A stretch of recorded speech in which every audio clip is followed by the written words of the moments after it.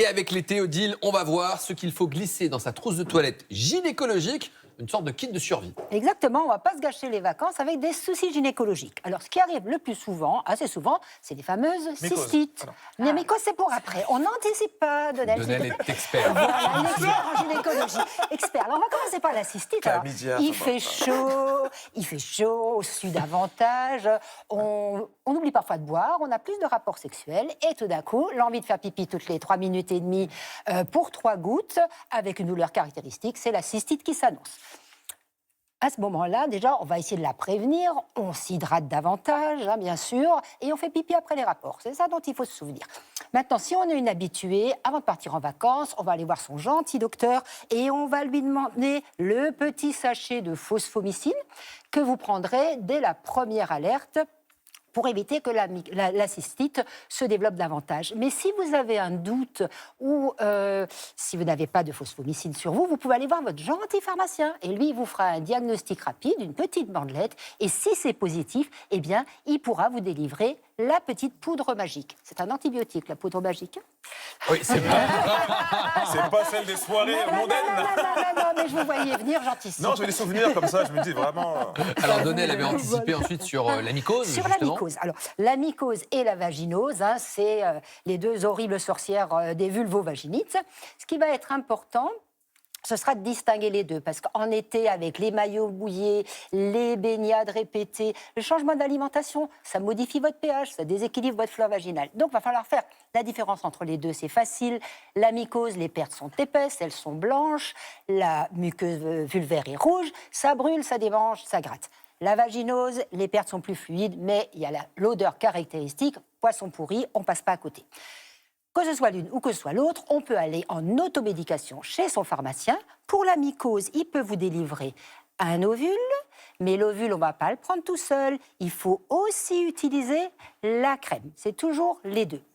Pour la vaginose, vous pouvez, si c'est au début, régler le problème rapidement avec ce qu'on appelle un prébiotique.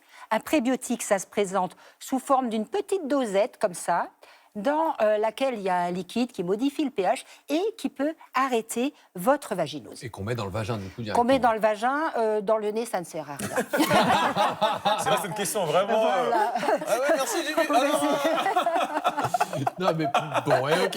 Merci beaucoup Jimmy. Allez, passons à la vulve fragile avec la ménopause, notamment. Alors, les femmes qui ont une vulve fragile, en particulier en ménopause, n'oubliez pas d'emporter vraiment un savon lavant gynécologique. Ça sera beaucoup moins agressif pour la vulve. Maintenant, si vous n'avez pas d'accès à l'eau, plutôt que d'utiliser des lingettes, eh bien, prenez simplement une petite bombe d'eau thermale, pchit sur la vulve, vous tamponnez délicatement. Enfin, absolument. pchit sur la vulve. Oui, ça peut être un peu froid, mais sinon ça va. Voilà, mais il ne faut pas en faire davantage. Et vous tamponnez avec un peu de papier toilette doux, et ça permet de faire une petite toilette si on n'a pas accès à l'eau.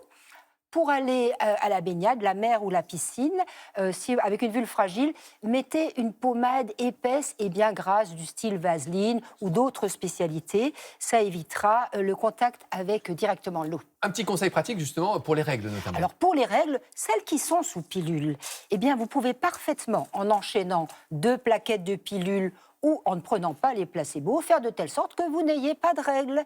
Ça marche pratiquement à tous les coups, c'est absolument pas dangereux. Pour les règles et les protections, si vous voulez vous baigner, un petit tampon. Vous n'oubliez pas qu'il ne faut pas le mettre plus longtemps que 4 heures. Qui se met aussi dans le vagin et pas dans le nez. Voilà, quoique quand on a un saignement de nez, ça peut marcher. C'est pas très classe, mais on peut essayer. Je vous le laisse, Donnel, si vous essayez du nez. Pour les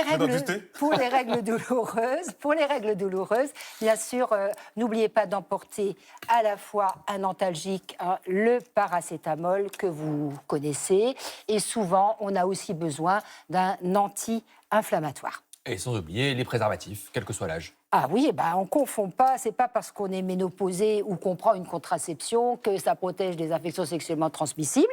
Donc, on n'oublie pas le préservatif.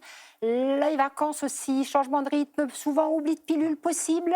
À ce moment-là, équipez-vous donc d'une pilule du lendemain, ça peut servir, également s'il y a une rupture de préservatif ou s'il y a une négligence pour une soirée trop arrosée, par exemple. Eh bien, merci. Très belles vacances gynécologiques à toutes. Et, voilà, et Donnel a récupéré. Trop petit.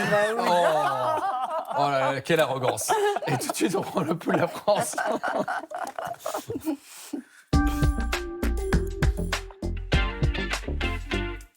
Et direction la Gironde. Aujourd'hui, c'est depuis le ciel que nous allons découvrir ce département en compagnie de Sarah. Sarah souffre de la maladie de Charcot et grâce à une association, elle a pu réaliser un baptême de l'air en ULM. Un récit de Safar Baroud, Kevin Vincent, Jean-Claude Barre, Nathalie Vincenti.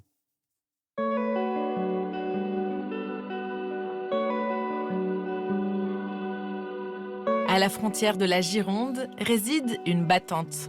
Eh bien, ça sont mes trophées de kung-fu.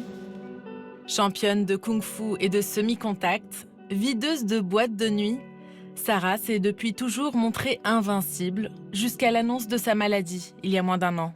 17 décembre, j'ai l'annonce de la maladie de Charcot.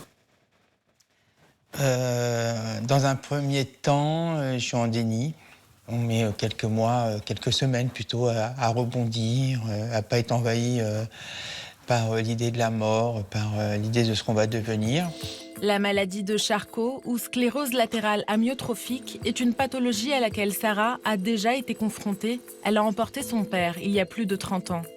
Incurable à ce jour, la maladie entraîne une paralysie progressive de tous les muscles du corps. Désormais, chaque moment est précieux pour Sarah. Un matin, je me lève et je dis non, on va pas s'arrêter là, quoi. Vraiment, je reprends ma vie en main à ce moment-là et je dis on va vivre avec. Je vois la vie comme un cadeau, mais vraiment, c'est pas une punition, c'est vraiment un chemin de vie. Pour se réapproprier sa vie et son corps, Sarah veut vivre à 200%. Voyager avec son époux Christophe, profiter de ses enfants et de ses petits-enfants, mais aussi prendre de la hauteur. Libourne, au petit matin. Vous êtes quel groupe? Alors nous, c'est l'association Tendons la main. Sarah, ainsi que 6 autres membres de cette association, vont réaliser leur tout premier vol en ULM. Ça te donne envie? Excellent. Un rêve devenu réalité grâce au travail de Sophie, qui fait vivre des aventures à des personnes malades ou en situation de handicap depuis 13 ans. On essaye de créer du lien social à travers différentes activités. Le but, c'est de leur faire plaisir, de pouvoir aussi se changer les idées et dépasser un petit peu ses limites, sortir de sa zone de confort. Et justement, Sarah est l'une des premières à oser prendre place dans l'ULM. Bonjour, moi c'est Ludovic. Enchanté, Ludovic, Sarah. Ludovic est pilote bénévole. Cela fait 10 ans qu'il partage sa passion avec les autres. Certains ont une appréhension. Et puis dès qu'on est à 700 pieds, pof, tout le monde se détend, c'est merveilleux. Ah ouais, moi je kiffe, hein. Vous allez me faire... Oui. L'ULM va décoller pour 25 minutes de vol à 1800 mètres d'altitude. Parti. Direction Saint-Émilion.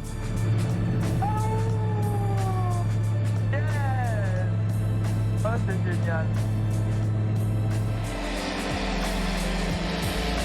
On a vraiment l'impression d'être un oiseau. Ah oui, là. Et cette impression d'espèce de plénitude qu'on trouve dans les airs. Hein. Oui, oui, oui. Et la vue, c'est vraiment magnifique. Cela fait des années que Sarah vit ici et pourtant, c'est la première fois que le Libournais s'offre ainsi à elle. Des hectares de vignes à n'en plus finir. J'ai trouvé Saint-Émilion. Ah ah. Des cités médiévales, une expérience hors du temps.